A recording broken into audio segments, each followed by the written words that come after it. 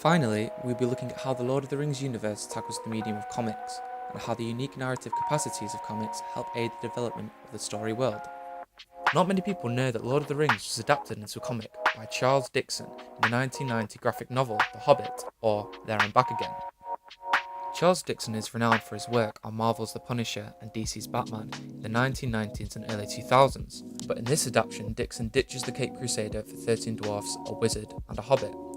Just by skipping through the pages of the graphic novel, you can see both similarities and differences to what most people would consider a classic comic. Traditional comic panels are used, a classical convention in every comic book. However, the long text boxes, art style, language, and inclusion of narration is not something people would normally associate with superhero comic books. When people think of comics, most people think of comic books, with superheroes like Superman and other spandex-loving superhumans. However, comics are a much wider art form and have so much more potential than just good guys beating up bad guys. Scott McCloud hits the nail on the head with his definition in his book, Understanding Comics, which is also written and drawn in a comic book style. On a side note, this is probably one of the most genius and creative ways to present an academic text about comics. In his book, McCloud says, "Comic is the word worth defining, as it refers to the medium itself, not a specific object, as comic book or comic strip." Later, Scott comes to a final definition. Juxtapose pictorial and other images in a deliberate sequence intended to convey information and or to produce an aesthetic response within the viewer. So by this definition, Dickens's Hobbit is a comic, just as Japanese manga is, and even ancient Egyptian paintings. So comics as a medium have massive narrative potential outside of just superhero comic books. But now I would like to talk about the problem of adaptation itself, and the storytelling implications of adapting the same source material over several mediums. Without enthusiastic creators that want to expand and grow the land of Middle-earth, asking questions like, what does Sauron actually look like? Or how hairy are Hobbit's feet? The Lord of the Rings universe might be a lot smaller today. However, there are some problems with allowing other people to adapt source material.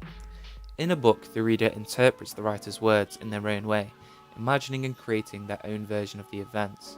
However, in a film, the audience takes on a much more passive role, as everything from the story, characters, locations is dictated, set in stone, and this can lead to disputes between budding fans of the franchise.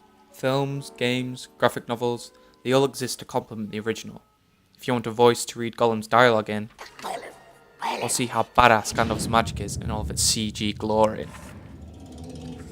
These are not necessarily needed, but help expand Middle-earth and the story world. For me, the infamous Riddles in the Dark scene is much more powerful in Jackson's film adaptation than in comic form. This scene is where Bilbo finds the ring along with its protector Gollum, perhaps one of the most recognisable and creepy characters of all time.